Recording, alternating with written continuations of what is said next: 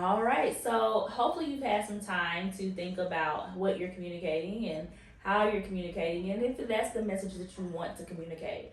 We're now going to hear about thinking about this option. You said something about a quote somebody told you about the rent you have to pay on this earth is service. Right. Okay, so you gonna pay up, pay it forward. So your service today is paying it forward. So if there's someone watching who is in college or transitioning careers and thinking about joining Teach for America, so at that stage of I haven't joined yet, but I might be interested, what advice would you give them? I would tell them to listen to their gut. I think that it's so easy to get so married to a plan for something that you ignore kind of the messages that your body is sending you. You know what I mean? So like, if there's any part of you that feels like this is something you should do or you should want to do, why not? Like, why not lean into yourself? Why not trust what your gut is telling you? Especially because this is only a 2-year commitment. You can do anything for 2 years. And regardless of where you end up after the course, so my friends that have stayed in the classroom, my friends that are in other industries, my friends that went to law school or medical school, you are a better person for it. Because teaching, again, at its core is really about service and being in service to other people. And you learn so much, you get so many lessons out of doing that. I think it's worth doing even if you're not certain this is what you want to do forever. It's a safe place to land. I didn't know what I wanted to do. I still don't necessarily know. But I think no, I don't. I'm just...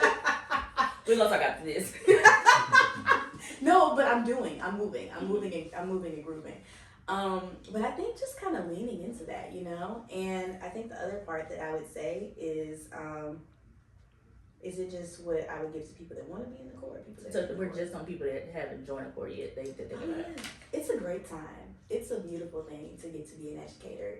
I think so many people, as they move through life, they obsess over whether they have a purpose and whether they are fulfilling anything or whether they are doing anything for anybody else and whether they matter. And when you are a teacher, if you don't know anything else, you know how much you matter. You know how much you show up matters. And everything you do has a ripple effect, which is like kind of terrifying, but also that's a blessing. Everybody doesn't get the chance to make that much of an impact, Like I think what's so unique about teaching is that everybody has had a teacher before. So you're tapping into this like universal experience and you have the opportunity to be this agent of change. And that is like a really, really cool thing to do, even if it gets challenging. Love it. Love that. Y'all need to make sure y'all replay that multiple times. So many great gems there. Now I'm in the course. So we have people now who have said yes to Memphis. They've gotten in and they're preparing to be a 2025 Corps member. What do you want to give them advice about those 2-year experience? What should they be looking out for, thinking about as they get ready to embark on their 2-year journey? Yeah, I think that just because something is hard, that doesn't mean that you should not do it. And just because something is hard, that does not mean that you cannot do it. So being in the Corps is challenging. Even people that had really smooth Corps experiences, it's still challenging because teaching is challenging. But that's just what it is to be in the Corps. It doesn't mean that you're in the wrong place. It doesn't mean that you're moving without purpose. It does not mean that you're failing. It means that you're learning and it means that you're growing. And once you do that, once you get comfortable with what it is to learn, you can learn how to do anything.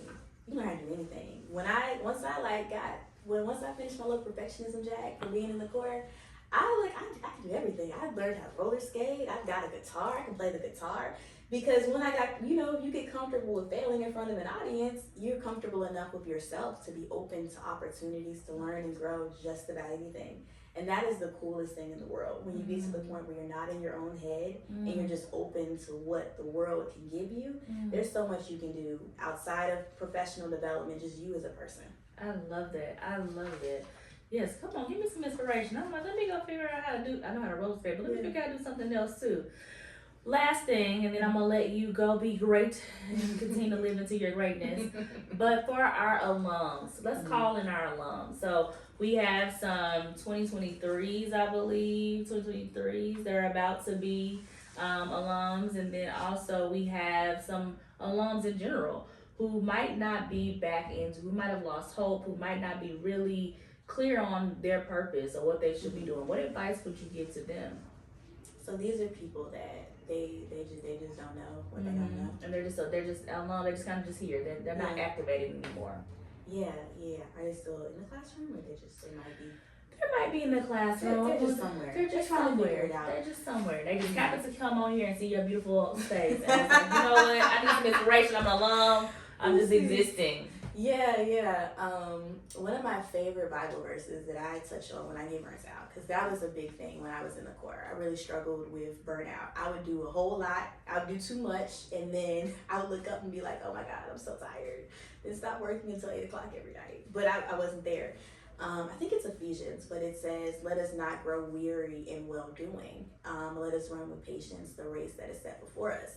And it really stuck with me, because when you think about it, it ain't really too much to make you more weary than well-doing. It is not easy to do well. It is not easy to do good in the world. Service is hard. It is. But if that's the race that you're on, if that's your thing, that's your thing. And at the end of the day, all we are called to do is finish. All we are called to do is show up in our purpose. And showing up doesn't mean you show up perfect every day. Showing up doesn't mean you don't have feelings or you don't have emotions. You're a person and you're a human at the end of the day. But what it means is you have to ground yourself in your why. Why did I do this? Because I wanted to make this world better than it was than when I came into it. And there are 1,000,001 ways you can do that. So maybe it's not the way you're doing it now, but that doesn't mean that your race is over, and that doesn't mean that you're doing it wrong. I think that just is what it is to do.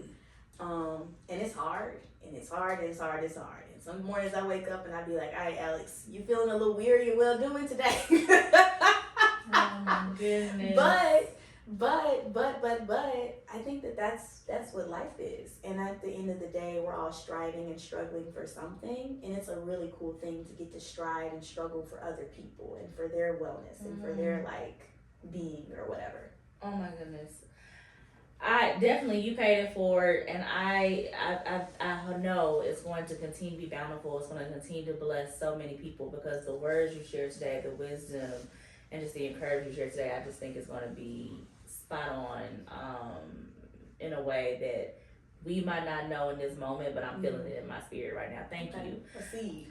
You know what I'm saying? You just have been doing it today for me. You really have. And I hope that you all take a moment to really soak all that in, because it's so much that could happen in this world, and so much that is happening in this world. But what is true is that you are here and you have the opportunity to serve. You have the opportunity to be with people and to help us be better as we are doing our work. And so I'm excited. This was a great episode. I really, really enjoyed it. I cannot wait for you all to see and be with this amazing person. Please keep look at her face, look at her name, because it's not going to be the last time you see her here. It's going to continue to grow and get bigger, and I'm just so excited to be a part of your journey.